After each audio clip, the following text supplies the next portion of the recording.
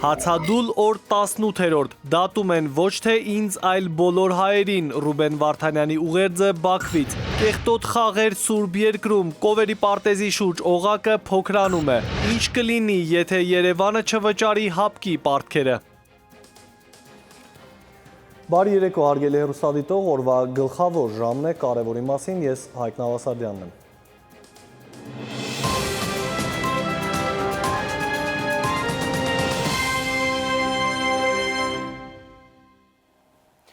Եվ այսպես հացադուլ հանուն արդարության օր 18-րդ Բաքվի բանտում ապօրինաբար պահվող Ռուբեն Վարդանյանը ընտանիքի միջոցով աուդիո ուղերձ է հղել, հավաստիացրել, պինդ է, լավ է զգում իրեն ու պայքարը շարունակում է։ Ասել է խորապես համոզված է, որ կան ավելի կարևոր բաներ, քան մեկ մարդու կյանքը։ Դա քո մեջ բարու, լույսի, արժեքների, սրբությունների ու հոգևոր հիմքերի նկատմամբ հավատի պահպանման անհրաժեշտությունն է, որը մարդուն տարբերում է ռոբոտից։ Չի կարելի դառնալ ոսկե հորթի ստրուկ, ասել է Վարդանյանը, արժեքների նկատմամբ հավատը մեր ապագայի հիմքն է։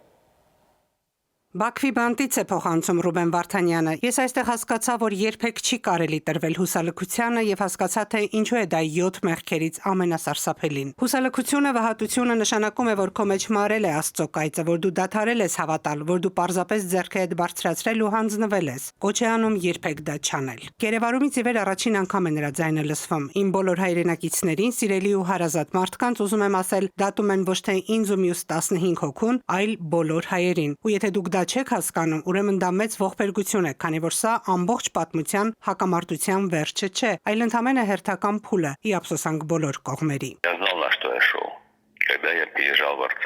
Երբ տեղափոխվում էի Արցախ, ես գիտեի ինչի եմ գնում։ Ցանկացած մարդ իր կյանքում ամեն բան անում է միայն իր համար, հանուն իրեն եւ Աստծո առաջ պատասխան է տալիս միայնակ, իր բոլոր մտքերի, խոսքերի, գործողությունների համար։ Եվ եթե նույնիսկ ինչ-որ մեկն իրեն զոհում է հանուն հայրենիքի, ընտանիքի կամ սկզբունքների, դա միմիայն իր անձնական որոշումն է եւ իր պատասխանատվությունը։ Այնպես որ այս իմաստով ես ամեն ինչ գիտակցված եմ արել։ Չգիտեմ, ես կունենամ արդյոք հնարավորություն ձեզ հետ շփվելու թե ոչ, ուստի ուզում եմ ներողություն խնդրել բոլոր նրանցից, ում երբևէ նեղացրել եմ խոսքով, գործով կամ անուշադրությամբ։ Ներող եղեք, ես դա չեմ արել վատ մտքով, նախանձից, գոռոզություն կամ վրեժխնդրությունից դրդված։ Ես չէի ուզենա որևէ մեկին ցավ պատճառել։ Շարունակելով նա առանձին ներողություն է խնդրում Արցախի պաշտպանության բանակի փոխնախարար Դավիթ Մանուկյանի կնոջից Ալվարդից։ Եթե ես ձեր ու ձեր ամուսնու հետ նույն մեքենայում չգտնվեի, ասում է, նա հիմա ձեր կողքին կլիներ։ Խնդրում եմ, ինձ ներեք։ Ինձ համար դա ամենածանր պատիժն է, որ իմ պատճառով եւս մեկ մարդ այստեղ տառապում է բոլորիս հետ միասին։ Վարդանյանը ներողություն է խնդրում նաև բոլոր երեխաներից, որոնք զրկվեցին իրենց հայրենիքից։ Ես ուրախ եմ, որ ինձ հաջողվեց կանխել որոշ բաներ, որոնք իմ կարծիքով մեզ որպես ազգ վերջնականապես կկոտորեին։ Ինձ հաջողվեց դա կանգնեցնել եւ մի փոքր փոխել պատմության ընթացքը։ Ռուբեն Վարդանյանը լավատես է, փոխանցում է. հաղթահարելու ենք բոլոր մարտահրավերներն ու դժվարությունները, վստահ են, նորից ապրելու ենք մեր հայրենիքում, հարևանների հետ խաղաղությամբ հարգելով միմյանց։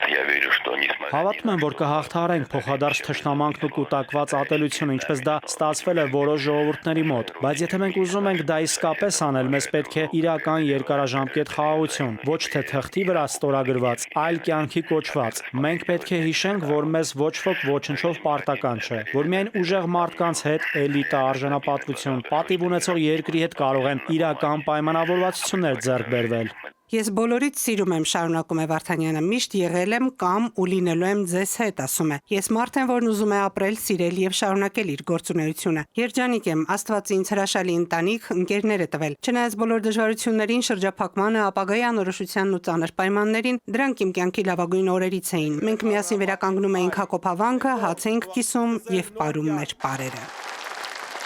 Սիրունուշ Մուրադյան, ժամը լրատվական։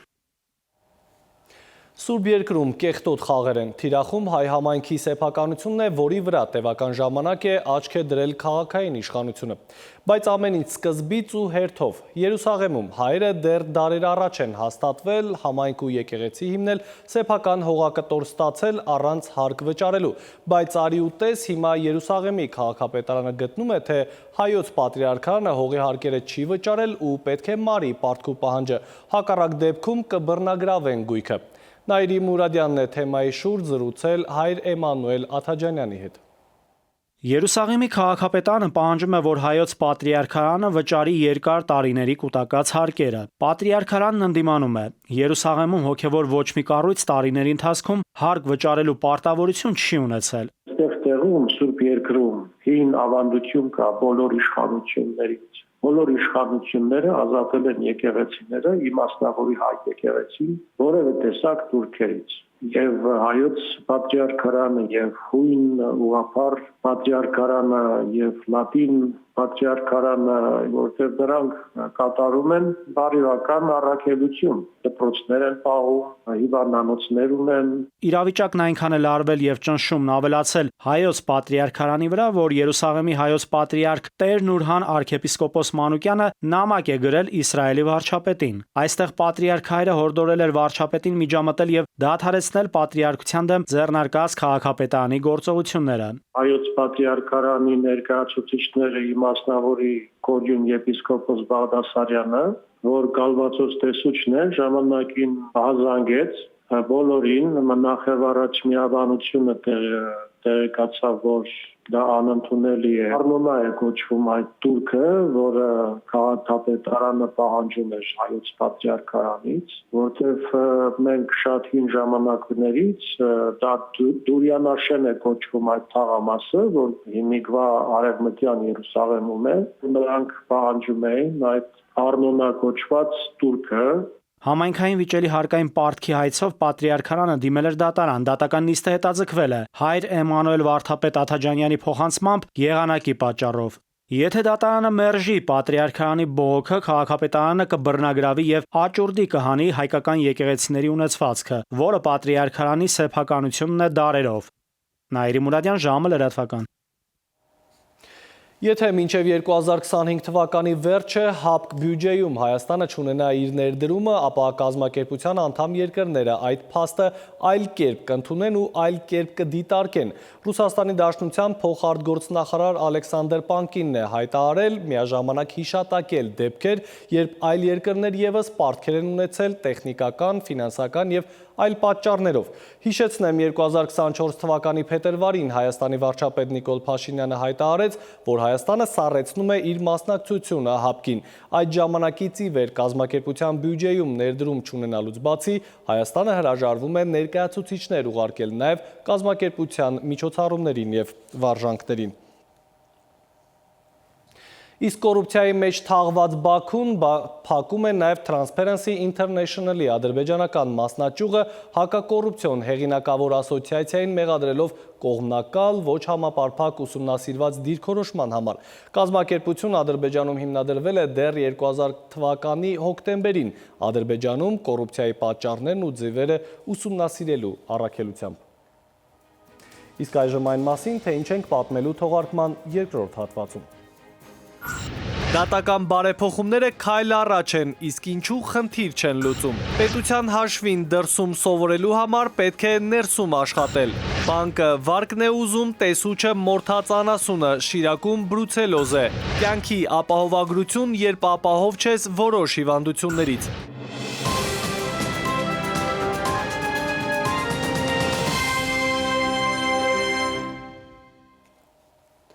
Մենք կրկին ուղիղ եթերում ենք, շարունակենք թողարկումը, այժմ միջազգային լրահոս։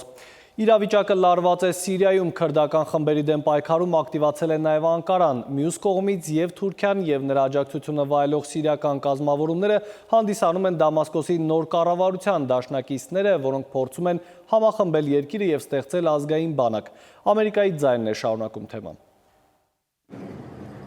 Սիրիայի հյուսիս-արևելքում գործող քրդական զորամիավորումների Սիրիայի դեմոկրատական ուժերի խնդիրներից է իսլամական պետության գրոհայինների հայտնաբերումն ու ձերբակալումը։ Մյուս կողմից անցած տարվա վերջերից Բաշար ալ-Ասադի ռեժիմի տապալումից հետո սրվել է պայքարը քրդական ուժերի ու Թուրքիայի աջակցությունը վայելող կազմավորումների միջև։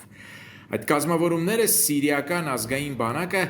կարողացան գրավել ռազմավարական նշանակություն ունեցող Մանբիչ քաղաքը Սիրիա-թուրքական սահմանից ոչ հեռու։ Այժմ երկու կողմն էլ պայքարում են մոտակայքում գտնվող եւ կարևոր համարվող Ամբարտակի համար։ Քրդական ուժերը ասում են, թե այդ մարտերը խանգարում են իսլամական պետության դեմ պայքարին։ Թուրքիան Սիրիայի մարկա քրդական ուժերը դիտարկում է որպես Անկարայի դեմ կռվող ահաբեկչական խմբավորման PKK-ի մաս։ Մյուս կողմից եւ Թուրքիան եւ նրա աջակցությունը վայելող սիրիական կազմավորումները հանդիսանում են Դամասկոսի նոր կառավարության դաշնակիցները, որը փորձում է համախմբել երկիրը եւ ստեղծել ազգային բանակ։ Սիրիայի դեմոկրատական ուժերի գեներալ Մագլում Աբդին հայտարարեց, թե իրենք ցանկանում են միանալ սիրիական կենտրոնական կառավարությանն ու բանակին, մտադիր չենք ընդդիմություն լինել Սիրիայի նոր իշխանությանը, ընդհակառակը անհամբեր սպասում ենք գործընկեր հարաբերությունների մեկնարկին եւ մասնակցելու Սիրիայի նոր պետության կառուցմանը։ Միացյալ Նահանգները, որը ինչպես ասացինք, աջակցում է Սիրիայի քրդական ուժերին իսլամական պետության դեմ պայքարում, նախորդ ամիսներին չէր բացառել Սիրիայից ամերիկյան ուժերի դուրս բերելը, սակայն քուրդ գեներալի ներկայացմամբ ԱՄՆ ռազմուժը կարևոր դեր է խաղում իսլամական պետությանը զսպելու եւ Թուրքիայի հետ բանակցություններ վարելու գործում։ Հաջորդ կարևոր գործոնն այն է, որ Սիրիայի հյուսիս-արևելքում քրդական ուժերի վերահսկողության ներքո գործում են բազմաթիվ բանտեր, ուր ճաղերի հետևում են տարբեր երկրներում ձերբակալված իսլամիստ ահաբեկիչները։ Իսլամական պետության որոշ գրոհայիններ փախչում են գյուղեր, նրանք ցանկանում են այստեղ հերթական քաղաքացիական պատերազմը հրահրել։ Անցած տարվա դեկտեմբերին սիրիական կենտրոնական կառավարության փլուզումից հետո ԱՄՆ զինուժը հարվածներ հասցրեց Սիրիայում գործող իսլամական պետության 75 օբյեկտներին, թույլ չտալու խմբավորմանը օգտվել իշխանության վակուումից եւ նման կերպ ուղերձ հղելով իսլամիստների հնարավոր դաշնակիցներին։ Սակայն դիտորդները նկատում են, անցած տարվա ընթացքում Սիրիայում իսլամական պետության հարձակումները գրեթե եռապատկվել են։ Ամերիկայի ձայն, Վաշինգտոն։ Այժմ կրկին Հայաստան, նոր մարմին, որ կքննի դատավորներին։ Սա խորհրդատվական կառույց է, որին կարող են դիմել նաև հենց իրենք դատավորները պարզելու համար, թե այս կամ այն դեպքով արդյոք իրավաչափ է եղել իրենց գործողությունները, թե ոչ։ Այս մարմինը պետք է ունենա 5 անդամ, 3-ը դատական համակարգից, 2-ը քաղաքահասարակությունից։ Դատավոր անդամներին դատավորների ընդհանուր ժողովը կընտրի, իսկ ում սրտով պետք է լինի քաղաքահասարակության ներկայացուցիչը։ Սա խնդրահարույց հարցերից մեկն է, որի շուրջ էլ տարակարծիք են կողմերը։ Թեպետ քաղաքահասարակությունը մասնակցել է դատական օրենսգրքի փոփոխությունների մշակմանը, այնուամենայնիվ հասարակական սեկտորը արդյունքից դժգոհ է։ Սեղանին դրված նախագիծը խնդրահարույց դրույթներ ունի, պնդում են, իսկ դրա առանցքային փոփոխությունները նախ գործող էթիկայի եւ կարգապահական հարցերի հանձնաժողովի ու մի նոր խորհրդատվական մարմնի ձևավորման մասին են։ Վերջինի դիրքորոշումները հենց այդպես խորհրդատվական կլինեն, բայց օրենսդրության զարգացման կենտրոնի տնօրենի կարծիքով կունենան կարևոր նշանակություն։ Դատավորները այսօր հնարավորություն կունենան դիմելու խորհրդատվական հանձնաժողովին եւ ստանալու կոնկրետ առանձին դեպքերով եզրակացություններ այն մասին, թե այս կամ այն գործողությունը կամ այս կամ այն գործությունը իրենց կողմից արդյոք կարող է որակվել էթիկայի կամ կարգապահության խախտում։ Ըստ նախատեսվածի, այս մարմինը պետք է ունենա ներառականության սկզբունքով ընտրված 5 անդամ, 3-ը դատական համակարգից, մյուս 2-ը քաղաքահասարակությունից կգան, իսկ գործող էթիկայի եւ կարգապահական հանձնաժողովի անդամների թիվը կավելանա 8-ից դառնալով 11։ Նրանց ընտրության հարցում սակայն փոփոխություններ չեն նախատեսվում, ինչպես դատավոր, այնպես էլ ոչ դատավոր անդամների ընտրությունն իրականացնելու է դատավորների ընդհանուր ժողովը, ու հենց սա է առավելապես անհանգստացնում քաղաքահասարակությանը։ Պետք է լինի հավասարակշռված կազմ հանձնաժողովի ներսում, եւ այդ հավասարակշռումը ոչ միայն ենթադրում է դատավոր անդամների եւ ոչ դատավոր անդամների ներկայություն, այլ նաեւ դրանց ընտրության կարգի տարբերակում, այսինքն դատավոր անդամները բնականաբար պետք է ընտրվեն դատավորների կողմից, իսկ ոչ դատավոր անդամները ընտրությունը պետք է վերապահվի այլ անկախ մարմնին, դա կարող է լինել անկախ մասնագիտական հանձնաժողով, որոշ դեպքերում տեսնում ենք, որ նաեւ խորհրդարանը կարող է այդ ընտրությանը մասնակցել։ Մենք չափանիշները բերում ենք օրենքի մակարդակ, այսինքն թե որ քաղաքացիական հասարակության ինչպիսի ներկայացուցիչներ կարող են ներգրավել այստեղ, այսուհետ այդ չափանիշները սահմանված կլինեն օրենքով, սա լրացուցիչ մեկ երաշխիք է։ Նախագիծն ամեն դեպքում քայլ առաջ է, բայց ոչ խնդիրների լուծում, պնդում են քաղաքահասարակության ներկայացուցիչները։ Կոնցեպտուալ բազմաթիվ խնդիրներ դեռևս շարունակում են չլուծված մնալ, այդ թվում քաղաքապահական վարույթների բողոքարկման մասով, այսպես դեռևս այդ բողոքարկման ընթացակարգը դեռևս չի ստեղծվել, մեր մոտ 1.5 տարի է Բարսագույն դատական խորհրդի կողմից հանձնաժողովներ ստեղծված չեն։ Կարծիքները դեռ կամփոփենք, թե որոնք նախագծում տեղ կգտնեն, չգիտեմ, նախարարության պաշտոնյան նշեց, իսկ հասարակական սեկտորը մի վերջին անգամ էլ առիթն օգտագործեց ընդգծելու, որ դատական իշխանության անկախության համար առանցքային կարևորություն ունեն իրենց առաջարկները, ընդ որում դա այն նվազագույնն է, որ անել է պետք։ Էդուարդ Պողոսյան, ժամը լրատվական։ Պետությունը առաջարկում է ձեռք մեկնել այն ուսանողներին, ովքեր ցանկանում են դրսում սովորել, բայց պայման կա, պետք է անպայման վերադառնալ ու առնվազն 3 տարի աշխատել Հայաստանում։ Այս ծրագրին կարող են մասնակցել նաև առնվազն 100 աշխատակից ունեցող ընկերությունները, որտեղ հետագայում պետք է աշխատեն աշխարհի լավագույն բուհերը ավարտած ուսանողները։ Յուրաքանչյուրի համար պետությունը կվճարի առավելագույնը 10 միլիոն դրամ կրթաթոշակ, գործատուն էլ իր գրպանից պետք է համաֆինանսավորի ուսման վարձի 50%-ը։ Ուսանողների կրթաթոշակային ֆինանսավորման քաղաքականությունը կվերանայվի։ Կառավարության նիստին կրթության, գիտության, մշակույթի և սպորտի նախարարը տեղեկացրեց, որ պետության կողմից կրթաթոշակային ծրագրերին մասնակցած ուսանողների չնչին մասն է վերադառնում Հայաստան ու շարունակում գործունեությունը սեփական երկրում։ Ըստ այդմ Հայաստանի Հանրապետության ռեզիդենտ հանդիսացող առևտրային կազմակերպությունների աշխատակիցների ուսումը օտարերկրյա հեղինակավոր բուհերում պետության կողմից կֆինանսավորվի մասամբ, դա էլ այն դեպքում, երբ մասնավորը առևտրային կազմակերպությունը կունենա առնվազն 100 աշխատող ու կհամաֆինանսավորի կրթաթոշակն առնվազն 50%-ով։ Սա ասելով մենք նկատի ունենք Շանհայի ռեյտինգավորման համակարգում առաջին 65 բուհերը բակալավրիատի դեպքում եւ առաջին 75 բուհերը մագիստրատուրայի դեպքում եւ այս պարագայում կհամաֆինանսավորենք ուսանողների ուսման վարձը։ Կարևոր պայման է, որ ուսումնառության ավարտից հետո քաղաքացին պետք է առնվազն 3 տարի համապատասխան մասնագիտությամբ աշխատի կազմակերպությունը։ Ոլորտի փորձագետը նկատում է մեր երկիրը բանիմաց երիտասարդների ու մասնագետների կարիք ունի եւ որպիսի խուսափենք նրանց կորցնելու ռիսկերից, պետական քաղաքականությունը պետք է լինի այնպիսին, որ երիտասարդը սեփական երկրում տեսնի իր համար ցանկալի հեռանկարը։ Համապատասխան վերաբերմունք չեն ստանում, աշխատանքի առաջարկ չեն ստանում, չնայած որ միջազգային առաջնակարգ բուհերում են սովորում, տեսնում են իրավիճակը այստեղ աշխատանքի ընդունվելու ձևը, հետևաբար նրանք գերադասում են այնտեղ ստանալ այդ աշխատանքը եւ այնտեղ շարունակել իրենց կրթությունը, բայց ես դրան դեմ եմ, որովհետեւ ինչքան էլ վատ լինի հայրենիքը, այնուամենայնիվ իրենց մի շուղն էլ օգտակար է հայրենիքի յուրաքանչյուր բնակավարը։ Կրթության մյուս փորձագետն էլ ուսանողների այսպես կոչված արտագաղթը պայմանավորում է մեր երկրում առկա անվտանգային վիճակով։ Միաժամանակ ընդգծում կրթությունը պետք է անվճար լինի բոլորի համար։ Ինչքան շատ մարդ կրթվի, այդքան լավ պետության ապագայի համար։ Այն պահից, երբ որ մեզ մոտ կրթությունը դարձավ վճարովի, լիքը խեղաթյուրումներ մտան, սկսած նրանից, որ համալսարանների համար ուսանողների առկայությունը դարձել է ինքնանպատակ, ամեն ինչ արվում է, որպեսզի ուսանողներ լինեն, որպեսզի վճարը գա։ Ուսանողների համար էլ, եթե իրանք վճարում են, որոշ իմաստով արդեն կանաչ լույսը ոչինչ չանելու։ Փորձագետները համակարծիք են, մեր կրթությունը կարող ենք որակյալ եւ մնայուն դարձնել, բայց դրա համար մեծ ջանքեր կպահանջվեն։ Կառավարությունից էլ հայտնում են, մինչև աշուն մոնիթորինգ կիրականացվի, հասկանալու համար սովորածների վերադարձելիության մասով վիճակագրությունը։ Եթե կրթություն ստանալուց հետո Հայաստանի Հանրապետություն վերադարձողների եւ մեր երկրում աշխատողների թիվը ցածր լինի, ապա ծրագիրը չի գործի։ Սվետլանա Ավդիշյան, ժամը լրատվական։ Հայաստանի հյուսիսային մարզում գյուղացին 2 քարի արանքում է հայտնվել, բանկը վարկն է ուզում, տեսու չէ մորթածանասունը։ Բանն այն է, որ Աշոտքի տարածաշրջանում խոշոր եղջերավորների մոտ բրուցելոզ է հայտնաբերվել։ Սննդամթերքի անվտանգության տեսչական մարմինը գյուղացուն ասում է պետք է մորթես հիվանդանասունը։ Սպանդանոցը կոպեկներով է վերցնում միսը, որը գյուղացու վրա միլիոն է նստել, ասում է։ Շիրակի մարզի Աշոտք խոշորացված համայնքի կրասար բնակավայրում անասունների մոտ բրուցելոզի դեպքեր են արձանագրվել։ Սննդամթերքի անվտանգության տեսչական մարմնի մարզային տեսուչները խոշոր եղջերավոր կենդանիներից վերցրել են արյան անալիզներ։ Ֆերմեր կա, որի 50 գլուխ կովից 37-ի մոտ բրուցելոզ է հայտնաբերվել։ Դեգանացիացին կովերի մեջ բրսիլոզ կա։ Գումա եկանք նայեցինք այդ կովերը ծախել եմ, այդ մեկը ծախել եմ, կովերը 5-ը ծախել էի։ Այդ կովի գլուխը կգտնես բերես։ 39 հադից առել են վերցրել են արուն,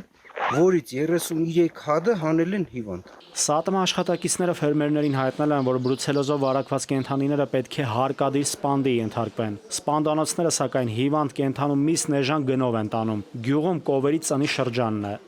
Հանել են թուղթը ցույց կտան 15 օրվա ընթացքում պետք է մաքրեք։ Սպանդի հարցն է քննարկում, թե ոնց են կազմակերպելու, կամ այսօր կամ վաղը կտեղեկացնեն էլի։ Չենք սկսել էլի, բայց այսօր կամ եկուց 250 գլուխ նամս։ Ես չգիտեմ,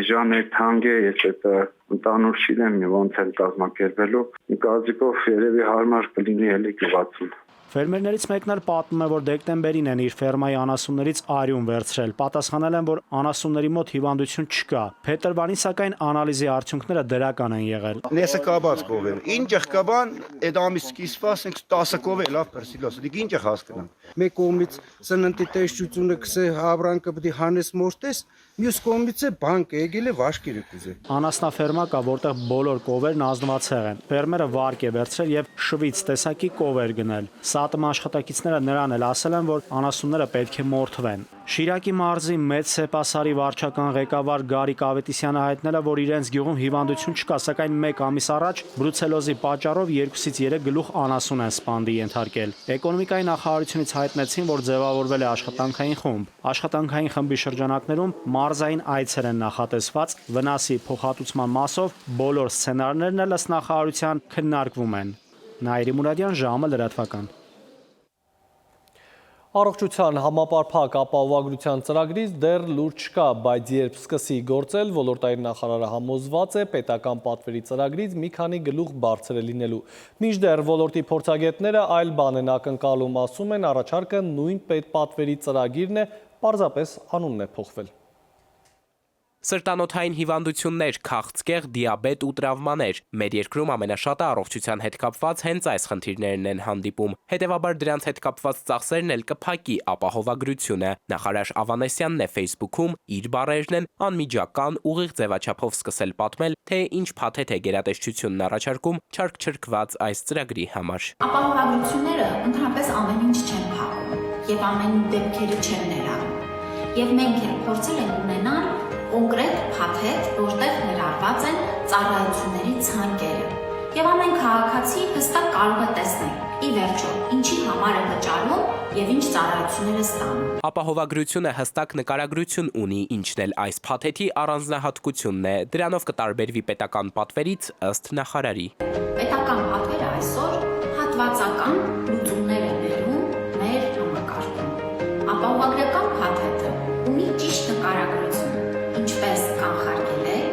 վաղ հայտնաբերել է, բուժել եւ վերականգնել։ Սա շատ կարևոր ընթացք է, որը մենք պետք է ապահովենք եւ սրա արդյունքում է, որ ունենալու ենք ավելի լավ արդյունքներ առողջապահության համակարգում։ Պետպատվերի հետ համեմատ ոչ մի տարբերություն էլ չկա, առողջապահության փորձագետի դիտարկումն է, ասում է ներկայացված փաթեթը ավելի շուտ խառնաշփոթ է հիշեցնում։ Պետպատվերը անունը փոխում են, դնում ենք առողջապահական ապահովագրություն առանց բարեփոխումների, առանց ճանաչելու, գնահատելու առողջապահական ռեսուրսները, տարողունակությունն ու թողունակությունը առողջապահական հիմնարկների։ Ապահովագրությունը վերջացել է, մասնագետը նշում է, սահմանափակ բյուջեի հիմնավորմամբ այս հայտնի թեզը քաղաքացիները միևնույն է էլի լսելու են։ Պետք է նախագիծը շատ մանրամասն, շատ պրոֆեսիոնալների միջոցով լրամշակվի, նոր ընդունվի, որովհետև այն ինչով որ այսօր դրված է, դա մեղմ ասած ավելի կբարձրացնի առողջապահական վիճակը։ Համընդհանուր ապահովագրության այս փաթեթը, հիշեցնեմ, դեռ 2023 թվականից պետք է մեկնարկած լիներ։ Փուլային տարբերակով մինչև 2027-ը մեր երկրի բնակչությունը գրեթե ամբողջությամբ պետք է ունենար այն։ Սակայն տարբեր պատճառաբանություններով դրա ներդրումը մինչև օրս ձգձգվում է։ Ֆիննախի հիշատակած վերջին պատճառը փող չունենալու մասին էր։ Էդուարդ Պողոսյան, ժամը լրատվական։ Եվս մեկ դադար ունենք, կվերադառնանք րոպեներ անց։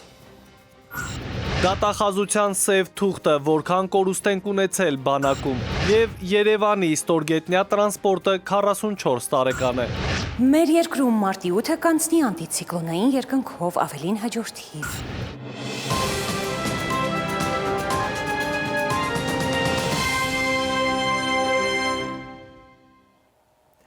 Մենք վերադարձանք, դուք դիտում եք ժամի գլխավոր թողարկումը։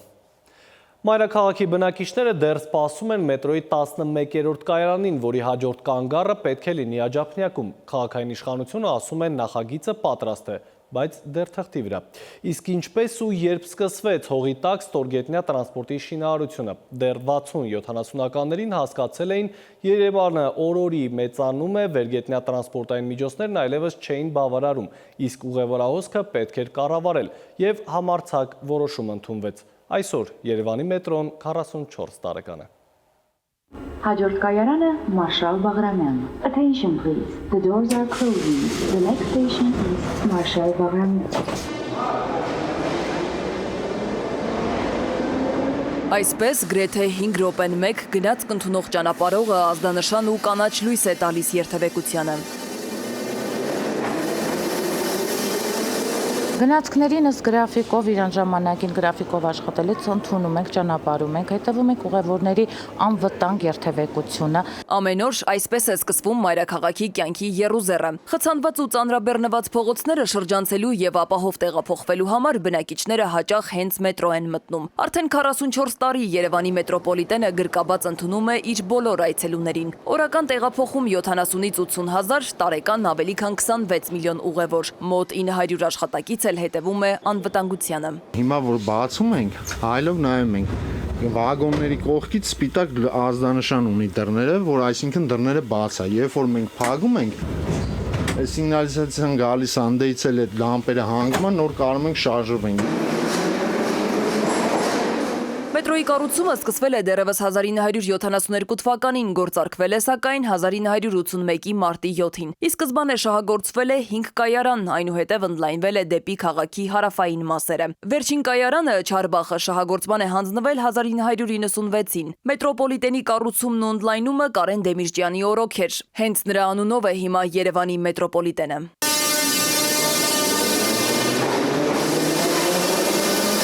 Բազմազան հետաքրքրություններ կարող եք գտնել, ամեն մարդ ինչ-որ մի հետաքրքրություն է ունենում, բայց դու ինչքան շատ բան ես իմանում ամեն ինչից, թե ռելսերից, թե գծից, թե գնացքից, թե կառույցից,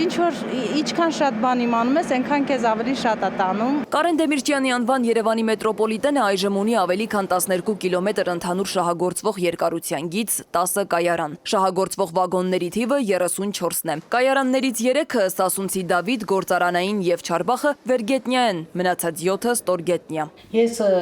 հիմնականում ղեկավարում եմ գնացքի մուտքը դեպի կայարանից դեպի փակողիներ։ Ուղարկում եմ գնացքին փակողներ, շրջադարձ է կատարում, շրջադարձից հետո գալիս է կայարան, բարեկամություն ուղևորներին վերցնում, նորից գնում է։ Մետրոպոլիտենը միայն խցանումներից ձերբազատվելու տարբերակ չէ, մեծ է դերը մեր պաշտպանունակության բարձրացման հարցում։ Պատերազմի սպառնալիքի դեպքում այն պետք է դառնա բնակչության համար ապաստարան, ղեկավարության համար հրամանատարական կետ, ռազմական եւ քաղաքացիական նշանակության բեռների փոխադրման եւ պահպանման միջոց։ Նախատեսվում է նաեւ կառուցել Խորհրդային Միության տարիներին մշակված ու տասնամյակների վեր թղթի վրա մնացած Երևանի մետրոպոլիտենի 11-րդ աջափնյակ կայարանը։ Նախագիծն արդեն պատրաստ է։ Զարգացած երկրների ու մեգապոլիսների փորձն է վկայում։ Արագ, անվտանգ ու անխափան ուղևորափոխադրման գործում մետրոն հեռանկարային է ու անփոխարինելի։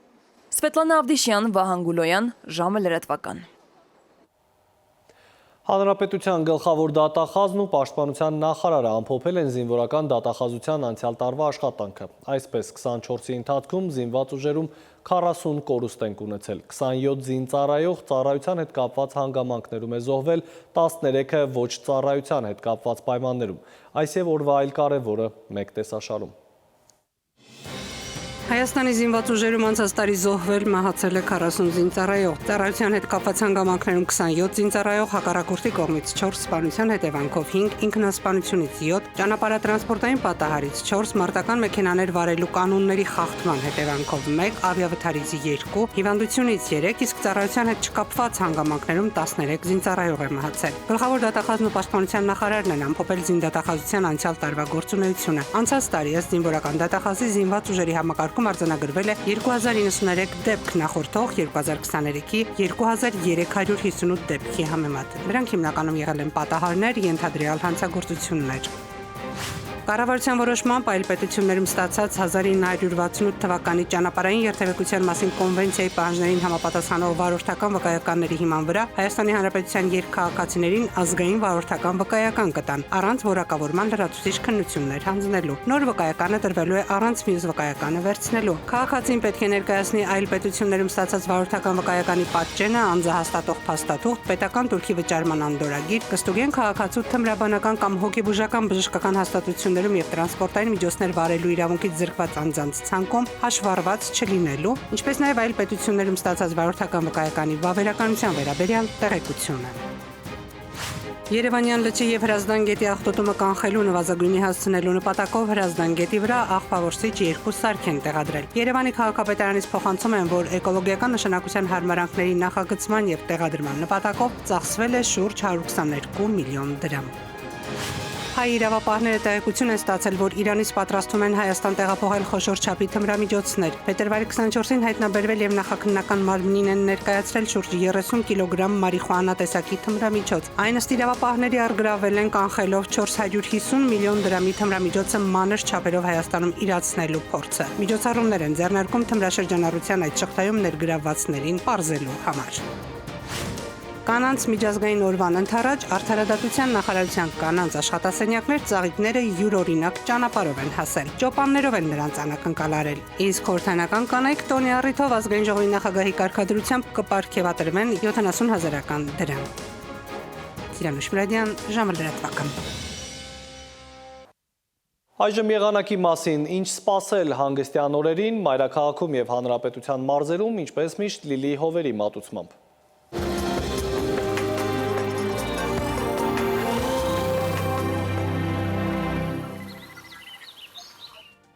Բարերեկո եղանակի տեսության հովանավորն է Ֆերոսի ապրանքանիշը, իր հուսալի անվտանգ և գերխնայող գազի կաթսաներով։ Դրանք պաշտոնապես ներկայացված են էքստերիեր խանութ սրահների ցանցում։ Ֆերոսի եղանակ ստեղծող կաթսաներ, այժմ օրվա եղանակը։ Մեր երկրի մեծ մասում մարտի 8-ը կանցնի անտիցիկլոնային պայմաններում։ Սպասում ենք կայուն առանց տեղումների շաբաթ կիրակի։ Ջերմաստիճանը շարունակում է կայուն բարձրանալ, առաջիկա օրերին կջերմանա ևս 6 աստիճան։ Պատկերը դրական է։ Վաղը ցերեկը Շիրակում, Կոտայքում, Գեղարքունիքում, Արագածոտնի եւ Վայոց ձորի լեռնային գոտիներում կդիտվի 6-ից 14 աստիճան։ Վայոց ձորի եւ Արագածոտնի նախալեռներում սպասվում է 14-ից 19, Լոռիում 11-ից 15 աստիճան։ Տավուշում, Արարատում, Արմավիրում կանխատեսվել է առավելագույնը 18 աստիճան։ Սյունիքի հովտային գոտիներում վաղը ցերեկը սպասվում է 14-ից 17, նախալեռներում 9-ից 13 աստիճան։ Երևանում շաբաթն ու կիրակին կանցնեն կայուն պայմաններում, առանց տեղումների։ Այս գիշեր սպասվում է 1-ից 3, ցերեկը 15-ից 17, երեկոյան 9-ից 11 աստիճան։ Հարգելի հեռուստադիտող, այսքանով ավարտված է ժամի գլխավոր թողարկումը, բարի գիշեր ու խաղաղ հանգստյան օրեր եմ մաղթում բոլորիս։